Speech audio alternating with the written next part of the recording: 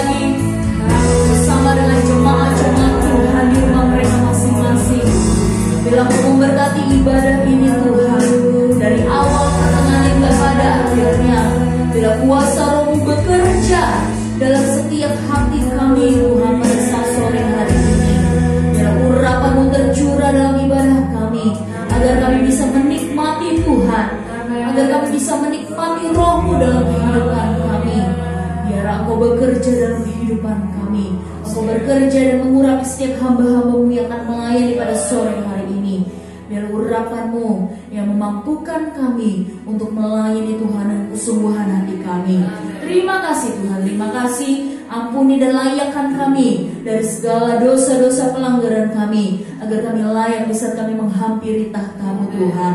segala kuasa-kuasa niat-niat dari si jahat yang ingin mengganggu jalan ibadah kami dalam nama Yesus, kami usir dan kami hancurkan dengan kuasa Tuhan, sehingga kami bersorak-sorai, kami bersuka cita untuk kami memuliakan, bersorak-sorai bagi nama Tuhan. Terima kasih Tuhan. Kami akan memulai ibadah kami pada sore hari ini, dan kami alaskan dalam nama Tuhan Yesus Kristus yang menjadi juru selamat di jiwa kami yang hidup. Haleluya, amin. Puji nama Tuhan, bersorak-sorai bagi nama Tuhan. Itulah yang Tuhan mau dalam kehidupan kita, karena kasih Tuhan selalu ada buat kita. Akad pujian yang mengatakan betapa dalamnya kasih setia Tuhan. Betapa dalamnya kasih setiamu, betapa dasarnya kebaikanmu, hidupku dipenuhi kemuliaan-Mu, indahnya oh Yesus Tuhanku. Betapa dalamnya, betapa dalamnya kasih setiamu, betapa dasarnya kebaikanmu, hidupku dipenuhi kemuliaan-Mu, indahnya oh Yesus Tuhanku. Sempurnalah kehidupanku sejauh hari dalam hatiku, Kaulah rahmatku setiap waktu, oh semulianya Yesus Tuhanku. Betapa dalamnya kasih setiamu, betapa dasarnya kebaikanmu, hidupku dipenuhi kemuliaan-Mu, indahnya oh Yesus Tuhan.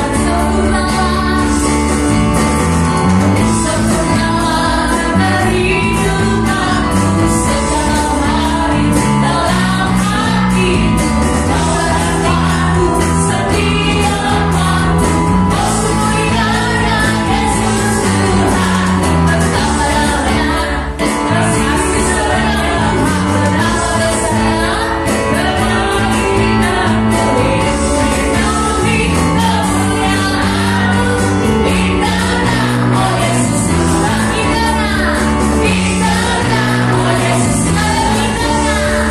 indahnya oh Yesus Tuhanku. Haleluya. Di saat kita berjalan bersama Tuhan, kasih Tuhan akan selalu mengalir buat kita. Di saat kasih Tuhan mengalir buat kita, ada kuasa Tuhan yang bekerja memampukan kita untuk menjalani kehidupan ini.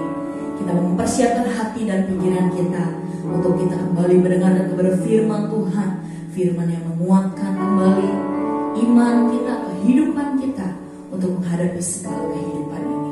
Kita akan satu pujian yang mengatakan, Tuhan Engkau sempurna dalam kehidupan.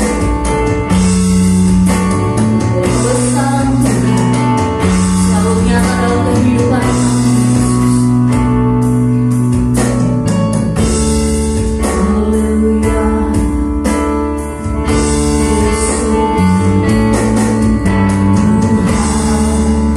Kau sempurna dalam rencana-Mu Tuhan, dalam rencana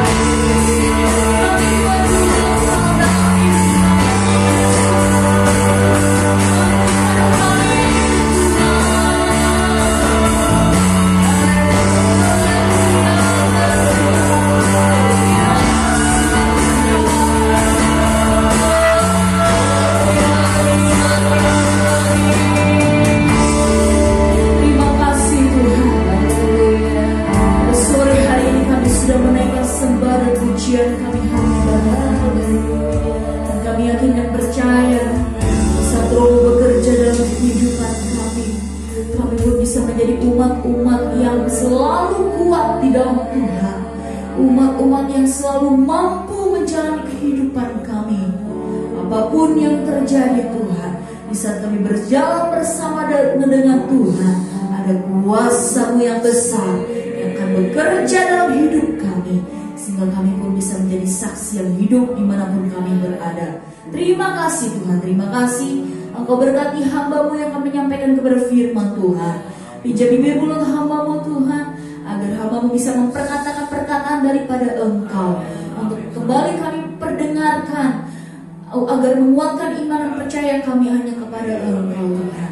Terima kasih Yesus, terima kasih Engkau siapkan hati, pikiran, telinga kami untuk kami mendengarkan kepada firman Tuhan. Kami siap dan kami sambut kebenaran firman-Mu hanya dalam nama Tuhan Yesus Kristus. Haleluya, amin. Puji Tuhan. Saya serahkan kepada Bapak Gembala untuk menyampaikan kepada firman Tuhan pada sore hari ini.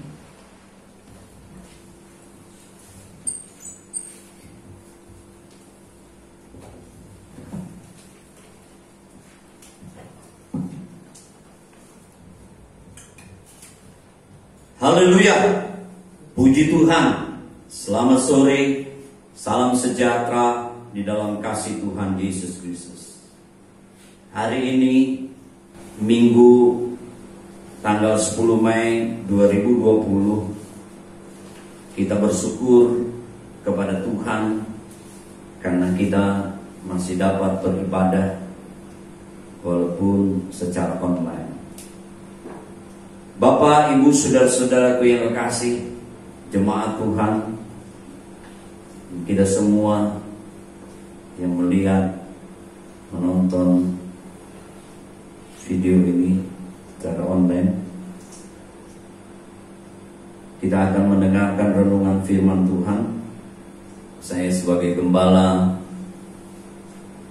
GPDI Philadelphia Paspampres Kampung Tengah Kramat Jati Jakarta Timur akan menyampaikan renungan firman Tuhan dengan tema biasa tapi luar biasa. Di tengah-tengah situasi kondisi hari-hari ini, kita orang-orang percaya diingatkan, walaupun kita adalah manusia biasa seperti yang lain, tapi karena kita percaya kita sebagai miliknya Tuhan, kita ini adalah orang-orang yang luar biasa. Kita melihat kebenaran firman Tuhan, beberapa contoh di dalam firman Tuhan. Di dalam Yakobus pasal yang ke-5,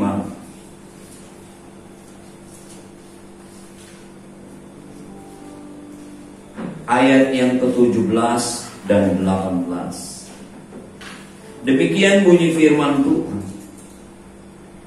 Elia adalah manusia biasa, sama seperti kita.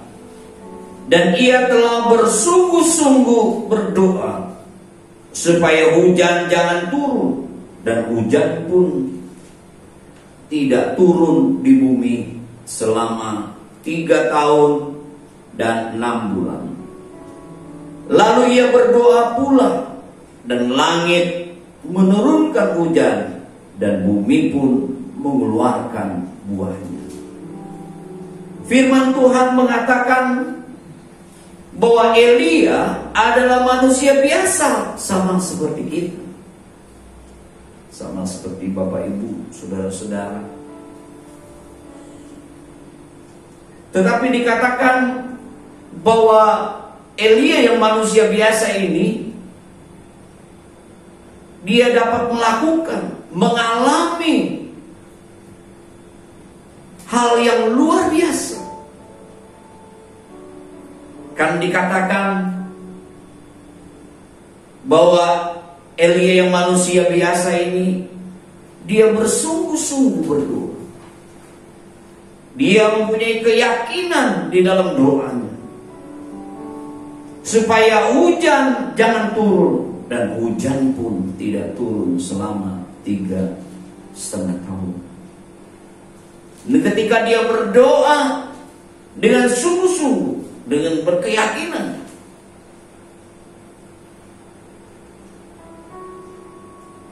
bahwa langit menurunkan hujan dan bumi pun mengeluarkan buahnya.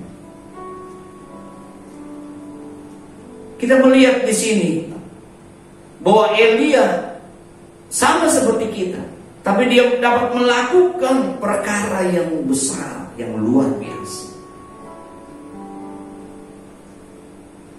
Kita bandingkan di dalam satu raja-raja.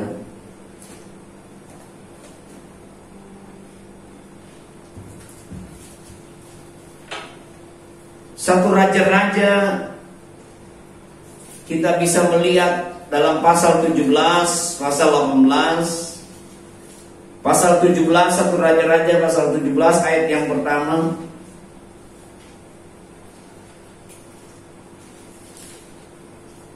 Lalu berkatalah Elia orang Tisbi dari Tisbi Gilead kepada Ahab, demi Tuhan yang hidup Allah Israel yang kulayani, sesungguhnya tidak akan ada embun atau hujan pada tahun-tahun ini kecuali kalau kukatakan.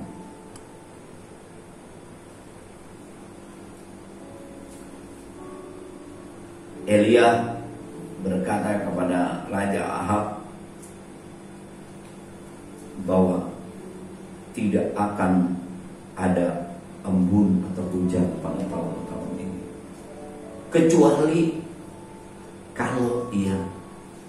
kecuali kalau kukatakan, Bapak Ibu. Dan benar, pada hari-hari itu, tahun-tahun itu terjadi kekeringan, karena tidak turun hujan,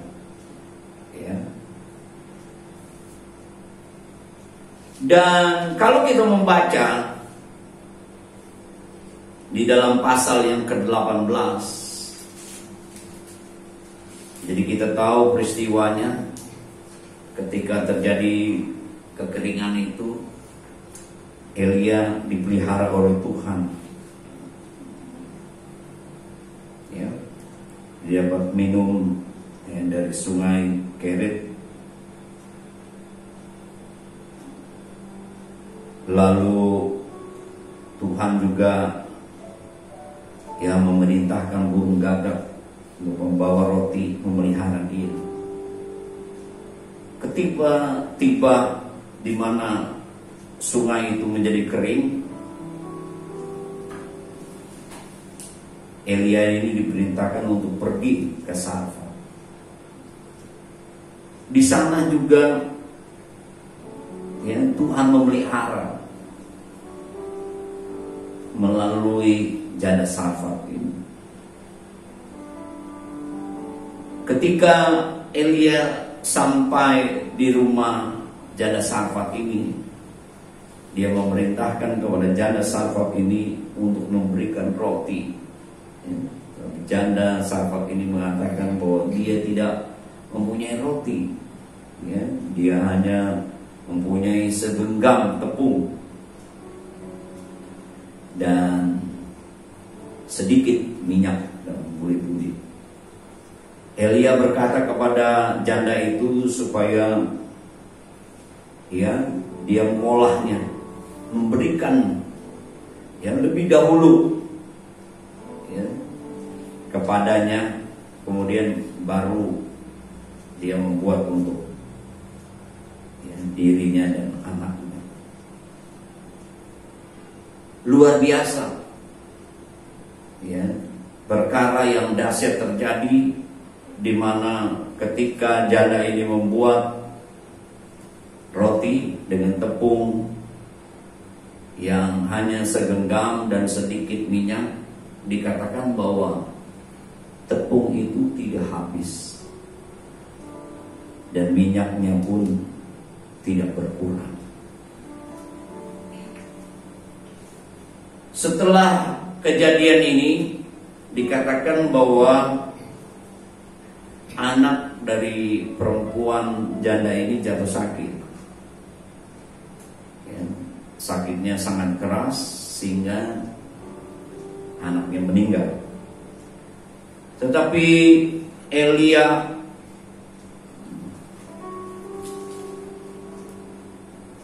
berdoa ya buat anak daripada janda Sarfat ini, sehingga dikatakan bahwa anak dari janda Sarfat ini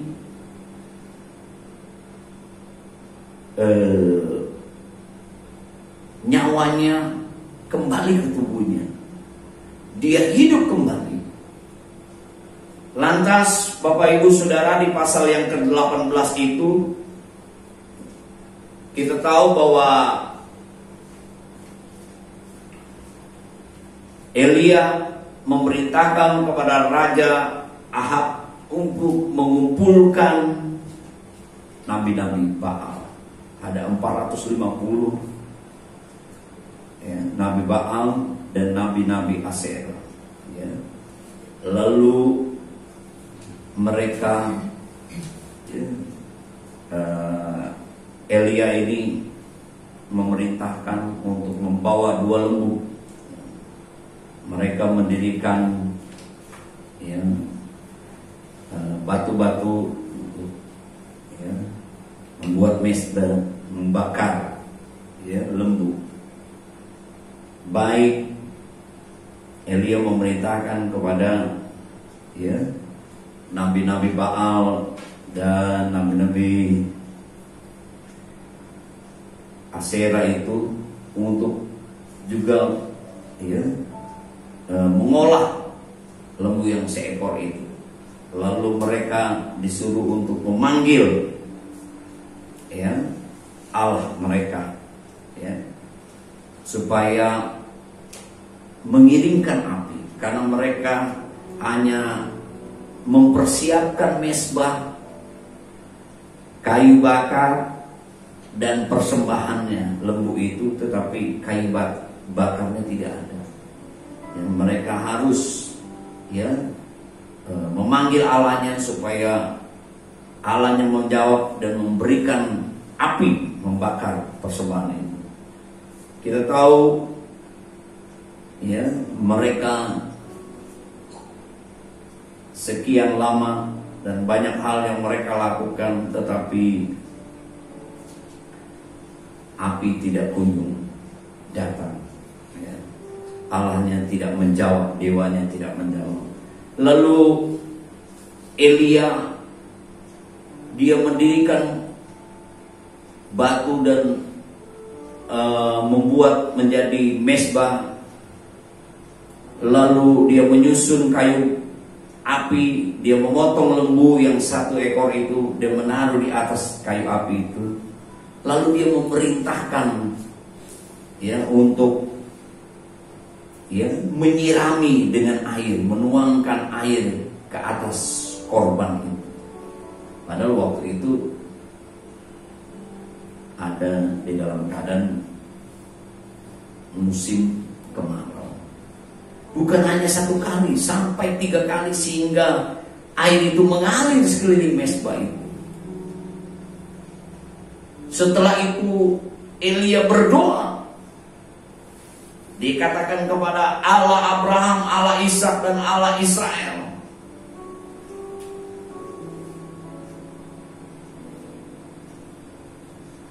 untuk mengirimkan api. Dan apa yang terjadi, saudara-saudaraku yang terkasih? Dan dikatakan bahwa turunlah api Tuhan menyambar habis korban bakaran dan kayu api, batu dan tanah itu, bahkan air yang di dalam paru habis dilihatnya ya. Rakyat melihat kejadian itu sujud mereka, karena Tuhan dialah Allah, Tuhan dialah Allah. Bapak Ibu saudara-saudaraku yang terkasih, setelah Elia melakukan perkara yang besar ini, dia berdoa supaya Tuhan mengirimkan api membakar korban. Bahkan bukan hanya korban, mesbah, batu, bahkan air, kayu, semua dibakar. Lalu setelah kejadian itu dikatakan dia berkata kepada Raja Ahab untuk pergi makan, karena dia katakan ya, bunyi derau hujan sudah kedengaran. Dan kalau kita membaca di dalam 1 Raja-Raja pasal yang ke-18 ayat 41, kemudian berkatalah Elia kepada Ahab, pergilah, makanlah dan minumlah, sebab bunyi derau hujan sudah kedengaran. Lalu Ahab pergi untuk makan dan minum, tetapi Elia naik ke puncak gunung Karmel. Lalu ia membungkuk ke tanah dengan mukanya di antara kedua lututnya. Setelah itu ia berkata kepada bujangnya, naiklah ke atas, lihatlah ke arah laut.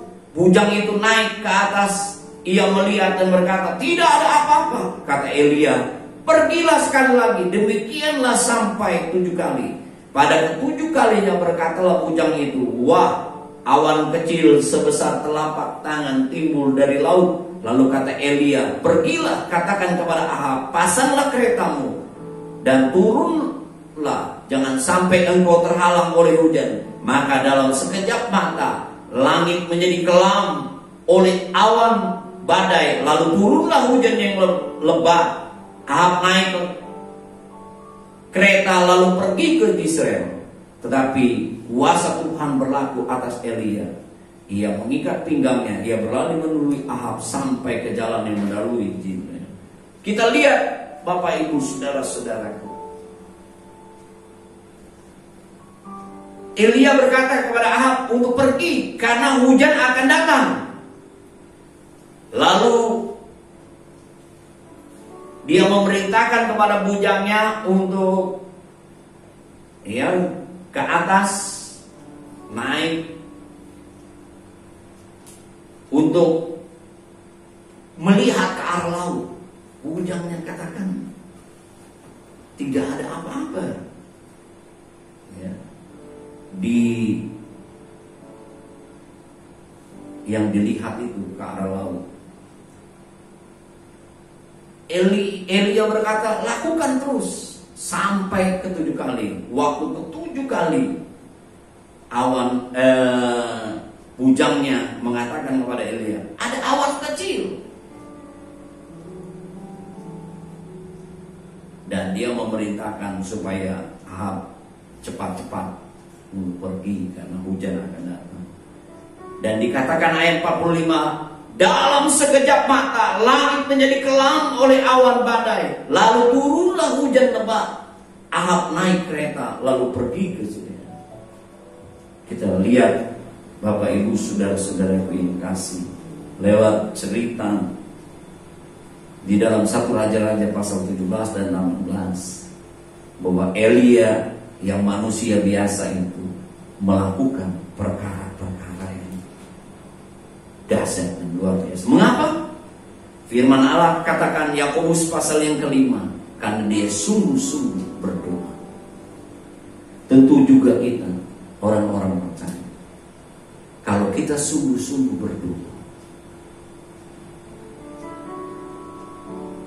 Saya pernah khotbah, kalau kita memiliki iman kepada Allah, kalau kita berdoa, kita harus yakin kita sudah mendapat.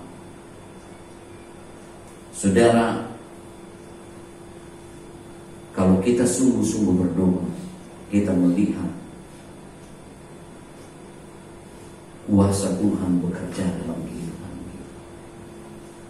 Kita akan melihat, kita akan mengalami perkara-perkara yang besar, perkara-perkara yang luar biasa, kalau kita berdoa dengan sungguh-sungguh.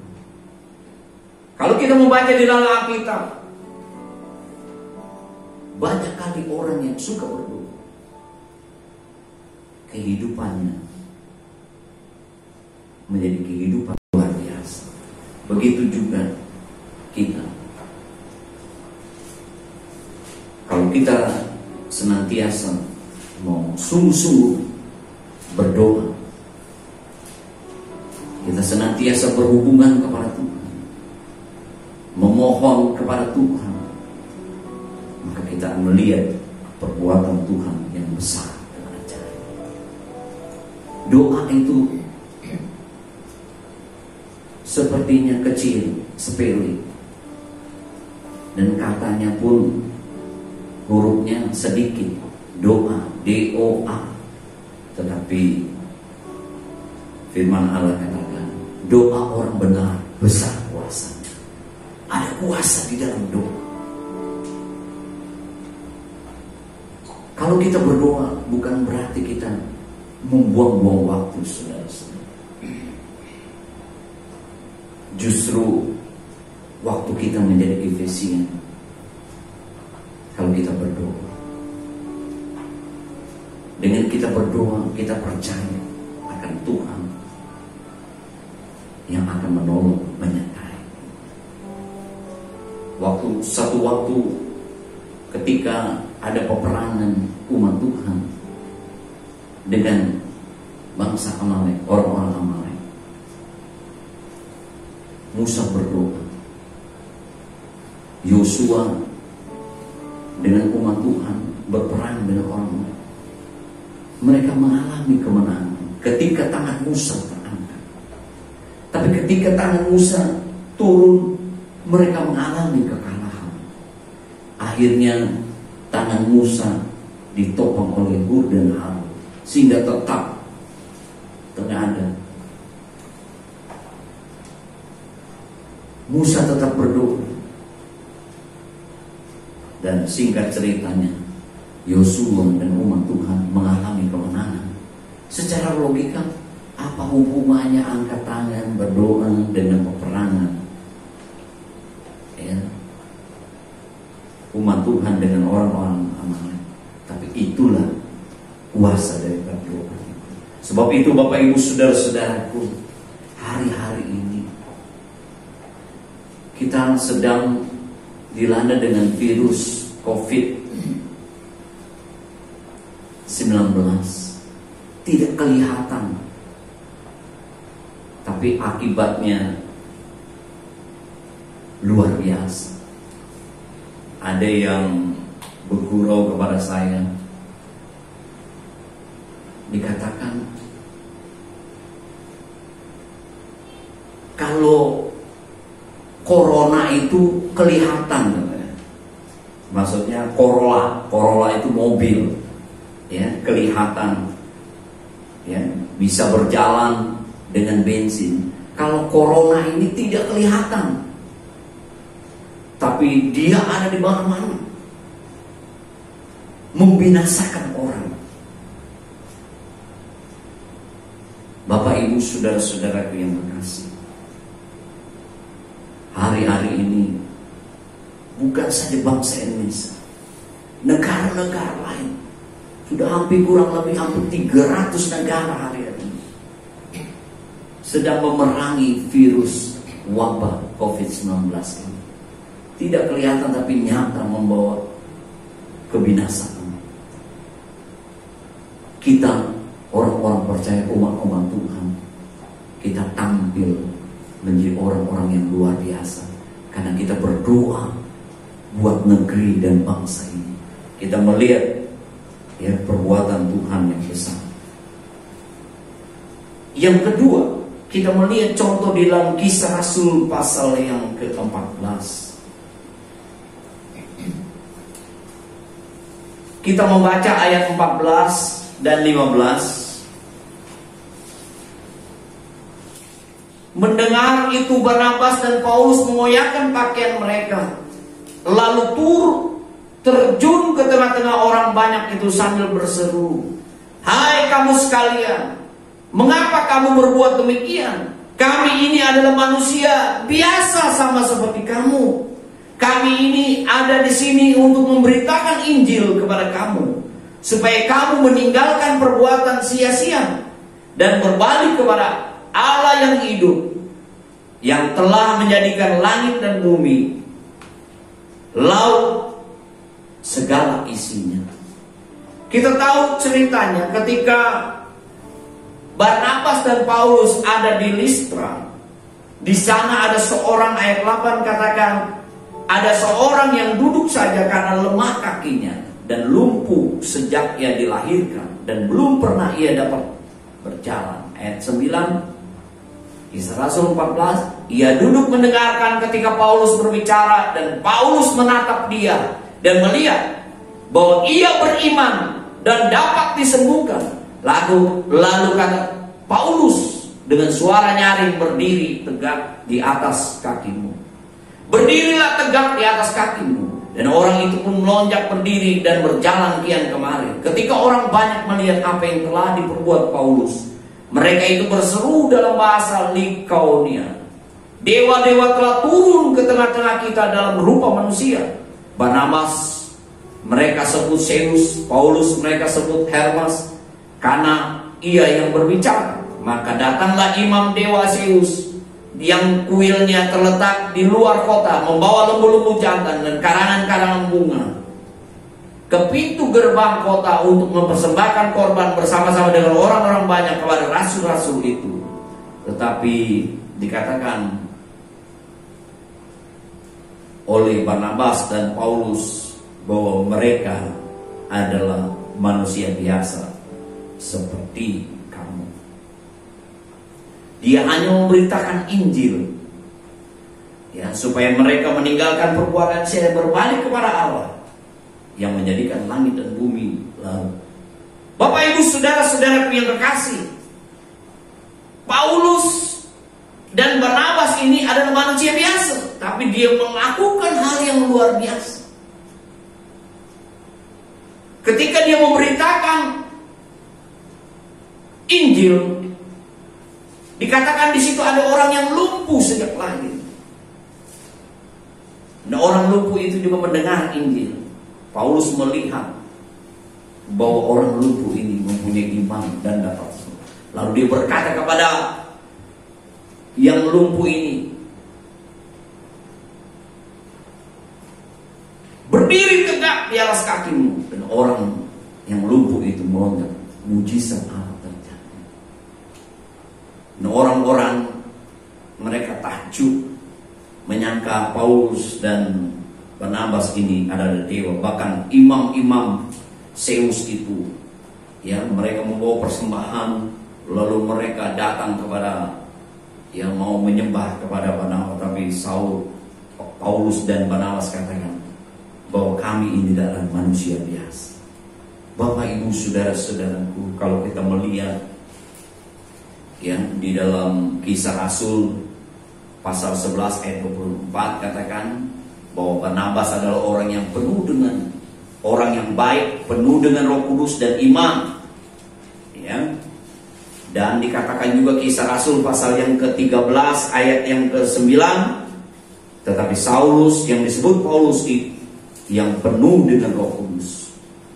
Bapak Ibu saudara-saudara, Paulus dan Barnabas adalah orang-orang yang dipenuhkan dengan Roh Kudus, mengalami ya kuasa Allah di dalam kehidupannya. Tidak heran kalau dia melakukan perkara-perkara yang luar biasa. Begitu juga umat Tuhan. Kalau kita senantiasa dipenuhkan dengan Roh Kudus, dikuasai oleh Roh Kudus. Karena firman Allah katakan apabila Roh Kudus itu turun ke atas, engkau akan menerima kuasa. Tentu buat kita semua orang-orang percaya, kita rindu supaya kuasa Tuhan itu dinyatakan. Ya, biarlah kita mau senantiasa dipenuhkan, dikuasai, dipimpin oleh Roh Kudus, supaya kuasa Allah itu dinyatakan di dalam kehidupan kita. Ya, kita adalah manusia biasa, tetapi kita dapat melakukan hal-hal yang luar biasa karena kuasa Tuhan yang bekerja di dalam kehidupan kita. Ayat yang terakhir kita lihat dalam Efesus pasal yang ketiga ayat yang ke-20. Efesus pasal 3 ayat 20. Bagi dialah yang dapat melakukan jauh lebih banyak daripada yang kita doakan atau pikirkan, seperti yang ternyata dari kuasa yang bekerja di dalam kita. ada kuasa yang bekerja di dalam kehidupan orang-orang percaya, di dalam kehidupan kita yang biasa. Kita adalah manusia-manusia yang biasa, tapi kita menjadi luar biasa karena ada kuasa yang bekerja di dalam kehidupan kita. Tuhan melakukan perkara-perkara yang besar, bahkan jauh lebih apa yang kita doakan, pikirkan. Saya dan saudara adalah manusia-manusia biasa seperti Elia, seperti Paulus, seperti Barnabas. Tapi biarlah kita senantiasa sungguh-sungguh berdoa. Kita selalu berdoa. Biarlah kita selalu dipenuhkan dengan Roh Kudus. Biar kita kuasa Tuhan bekerja di dalam kehidupan kita. Kita yang biasa-biasa menjadi luar biasa. Tuhan ingin memakai kita semua untuk menyatakan kuasa-Nya di dalam kehidupan kita yang manusia biasa ini. Ya, Tuhan memanggil kita. Mungkin buat dunia dianggap kita bodoh, lemah, hina, tidak berarti. Tapi Tuhan pilih untuk menyatakan kuasa-Nya di dalam kita. Justru hari-hari ini Tuhan mau ya kita menyatakan ya, lewat kehidupan kita yang biasa-biasa ini, menyatakan kuasa Allah. Kita dipanggil untuk menyatakan kuasa Allah, perbuatan-perbuatan Tuhan yang besar dan ajaib. Tuhan dipermuliakan. Tuhan menolong kita semua. Kita alami kuasa Tuhan. Kita nyatakan kuasa Tuhan kepada dunia, kepada orang lain. Tuhan yang dipermuliakan karena Tuhan bekerja dalam kehidupan kita. Kita ini sebagai manusia yang biasa menjadi luar biasa karena kuasa Tuhan yang bekerja dalam kehidupan. Amin. Tuhan memberkati. Mari kita tundukkan kepala. Bapa kami yang ada di dalam sorga, di dalam nama Tuhan Yesus Kristus, sore hari ini kami mendengar lagi kebenaran firman-Mu. Walaupun kami manusia biasa, tapi sesungguhnya ada kuasa Tuhan yang bekerja di dalam kehidupan kita.